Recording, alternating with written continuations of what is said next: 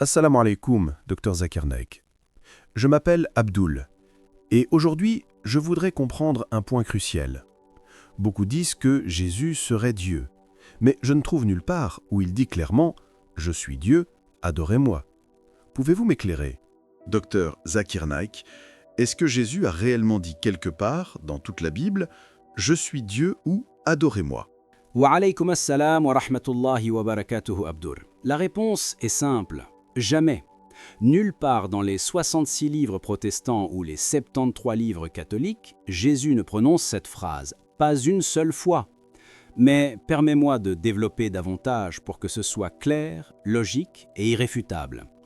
Tu vois, si une croyance aussi fondamentale que la divinité de Jésus devait exister, elle devrait reposer sur une déclaration catégorique, claire et sans ambiguïté. Or, Jésus, paix sur lui, n'a jamais dit « Je suis Dieu » ni « Adorez-moi ». Au contraire, il enseigne l'opposé. Il dit clairement « Le Père est plus grand que moi » Jean 14, 28. Si quelqu'un est plus grand que toi, alors tu ne peux pas être Dieu. Dieu, par définition, n'a pas de supérieur. 2. Je ne peux rien faire de moi-même. Jean 5, 30. Réfléchis. Un Dieu qui dit qu'il ne peut rien faire par lui-même, un Dieu qui dépend d'un autre pour agir, c'est impossible. Dieu est tout-puissant, indépendant, autosuffisant. Et ce n'est pas tout. Chaque fois qu'on analyse les paroles de Jésus, on voit un prophète humble, soumis, dépendant de Dieu, priant Dieu, invoquant Dieu. Quel Dieu prie un autre Dieu? Quelle divinité demande de l'aide? Ceci montre clairement que Jésus, paix sur lui, n'a jamais revendiqué la divinité, ni même la moindre égalité avec Dieu. Mais certains chrétiens disent que Jésus est Dieu parce qu'il a été appelé Fils de Dieu. Que répondre? Abdul, dans la Bible, le titre « Fils de Dieu » est symbolique, jamais littéral. Et c'est un point que beaucoup ignorent ou ne comprennent pas dans son contexte linguistique et historique. Regarde, dans Exode 4, 22, Dieu dit « Israël est mon fils premier-né ». Est-ce que cela signifie qu'Israël, une nation entière, est divine? Bien sûr que non. Dans les psaumes, David est appelé « fils de Dieu ». Les Juifs pieux sont appelés « fils de Dieu ». Même les personnes guidées, celles qui font la volonté de Dieu, sont appelées fils de Dieu. Dans le langage biblique, surtout en hébreu, l'expression « fils de Dieu » signifie un serviteur fidèle, un adorateur proche de Dieu, quelqu'un qui suit la volonté divine. Cela n'a jamais voulu dire que cette personne était Dieu, une partie de Dieu ou une incarnation de Dieu. C'est une expression honorifique, exactement comme serviteur d'Allah dans l'islam. Si on prenait le mot « fils » au sens littéral, alors Abdul, tu aurais des dizaines de dieux dans la Bible. Israël serait Dieu, David serait Dieu, Adam serait Dieu, les justes seraient Dieu. Ce serait du polythéisme, ce que même les chrétiens rejettent catégoriquement. C'est pourquoi l'islam clarifie, sans équivoque et sans ambiguïté, il n'a jamais engendré et n'a jamais été engendré. C'est-à-dire, Dieu n'a pas de parents, Dieu n'a pas d'enfants, et aucun être créé ne peut partager sa divinité. Cela protège la pureté du monothéisme, le tawhid, et évite toute confusion linguistique et symbolique. Alors, pourquoi Jésus accomplit-il des miracles extraordinaires? Est-ce une preuve qu'il est Dieu? Abdul, les miracles ne définissent pas la divinité. C'est une notion fondamentale qu'il faut comprendre, car beaucoup confondent le miracle avec l'identité de celui qui l'accomplit. Regarde dans les Écritures. Moïse, que la paix soit sur lui, a fendu la mer Rouge. Les eaux se sont levées comme 2 murs gigantesques. Un acte extraordinaire, un événement que le monde n'oubliera jamais. Pourtant, Abdul, personne dans le judaïsme, dans le christianisme ou dans l'islam ne dit que Moïse est Dieu. Et que dire de Élie dans l'Ancien Testament? La Bible nous dit qu'il a ressuscité à mort. Un miracle que les gens associent souvent à Jésus.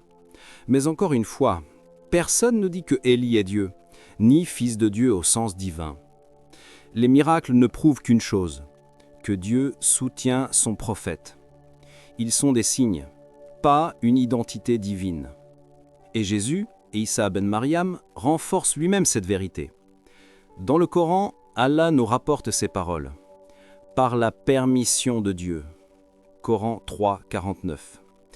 Il guérit l'aveugle-né par la permission de Dieu. Il guérissait le lépreux par la permission de Dieu. Il ressuscitait les morts par la permission de Dieu. Et Abdul, pose-toi la question, un Dieu a-t-il besoin d'une permission? Bien sûr que non. Dieu commande et la création obéit. Dieu dit « soit » et la chose est. Mais un prophète, oui, il dépend de Dieu. Il agit avec l'autorisation, la volonté et la puissance que Dieu lui accorde. Et c'est là que réside toute la différence. Le miracle n'est pas la preuve que le prophète est Dieu. Le miracle est la preuve que Dieu l'a envoyé. Certains disent que Jésus pardonnait les péchés, donc il est Dieu. Qu'en pensez-vous? Lorsque nous analysons attentivement les évangiles, nous constatons que Jésus ne pardonne jamais en tant que divinité, mais toujours par l'autorité de Dieu. Même lorsqu'il annonce à quelqu'un que ses péchés sont pardonnés, il le fait comme un messager qui transmet ce que Dieu accorde, exactement comme les prophètes avant lui. Le pardon ne venait pas d'eux-mêmes, mais du Créateur dont ils étaient les serviteurs. Dans l'Ancien Testament, les prophètes accomplissaient déjà des gestes symboliques. Moïse intercédait pour son peuple, Samuel invoquait le pardon, et David implorait la miséricorde divine pour la communauté. Jésus s'inscrit dans cette même continuité prophétique. Il rappelle, guide, exhorte, mais ne s'arroge jamais le rôle de Dieu. Sa mission est de ramener les hommes vers l'obéissance au Père, pas de se placer au rang du Père. Et Jésus lui-même clarifie sa position de manière explicite. Le Père est celui qui m'a envoyé, c'est-à-dire c'est d'une simplicité incontestable. Celui qui est envoyé dépend de l'autorité de celui qui l'envoie. Un envoyé n'est jamais l'envoyeur, tout comme un messager ne devient jamais l'auteur du message qu'il transmet. Jésus ne s'attribue donc aucune égalité avec Dieu. Il se présente comme son serviteur, son porte-parole, son prophète.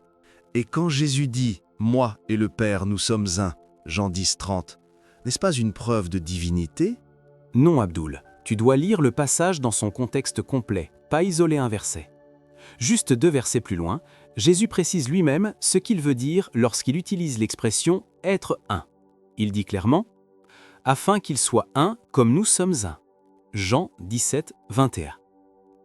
Ici, Jésus parle de l'unité des croyants avec lui, de leur harmonie avec la volonté divine, pas d'une fusion de nature ou d'essence. Être un désigne une unité de mission, d'objectif, d'obéissance à Dieu, exactement comme un prophète uni à son Seigneur par la fidélité et la soumission. D'ailleurs, le même terme est utilisé pour les disciples. Jésus demande qu'ils soient un eux aussi, tout comme lui l'est avec le Père. Alors, posons la question logique. Si être un voulait dire être Dieu, cela voudrait dire que les disciples eux aussi deviendraient des divinités. Est-ce que quelqu'un croit réellement cela? Bien sûr que non. Leur unité n'est pas une égalité de nature, mais une unité de but. Ainsi, lorsque Jésus dit qu'il est un avec le Père, il parle de collaboration parfaite, de soumission totale, de synchronisation dans la mission divine, et non d'identité avec Dieu.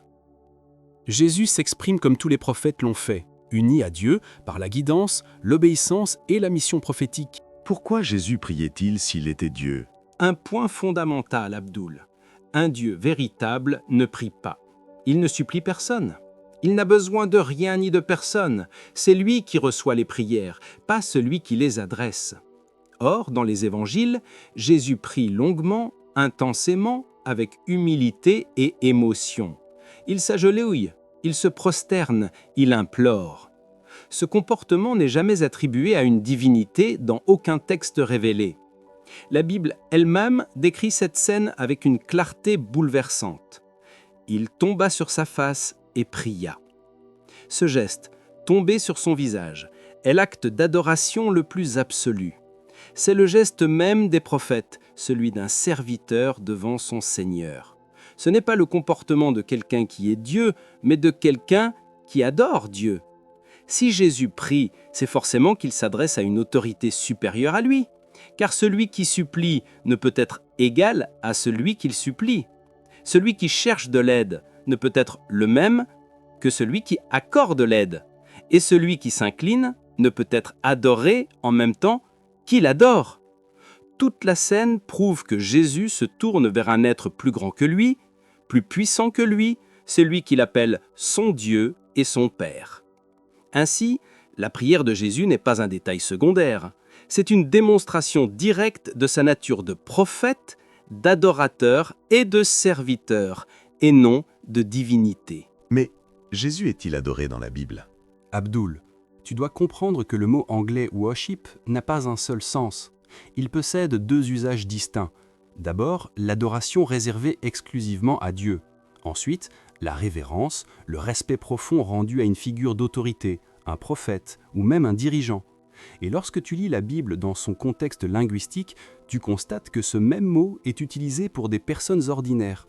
Et les prophètes, les juges et même les rois reçoivent parfois ce type de respect. Est-ce que cela fait d'eux des divinités? Bien sûr que non. Cela montre simplement que le terme « worship » peut décrire une attitude d'honneur, pas une adoration divine. Ainsi, utiliser « worship » pour Jésus ne prouve absolument pas qu'il est Dieu. C'est un mot polyvalent, et la Bible elle-même l'applique à des êtres humains sans aucune implication de divinité. De plus, Jésus clarifie lui-même très explicitement la question de l'adoration. Dans Matthieu 4,10, il dit « Le Seigneur ton Dieu, à lui seul tu rendras un culte. » Remarque bien, il ne dit pas « adorez-moi » ni « rendez-moi un culte ». Au contraire, il renvoie toute adoration vers Dieu seul. S'il avait voulu établir sa divinité, c'était le moment parfait pour le faire, mais il ne le fait jamais. Ce passage est donc l'une des preuves les plus fortes. Jésus distingue clairement sa propre personne de Dieu et réaffirme que l'adoration ne doit être rendue qu'à Dieu seul. Docteur Zakir Naik, alors, quel est le message réel de Jésus? Son message, Abdul, est d'une clarté remarquable, l'unicité absolue de Dieu.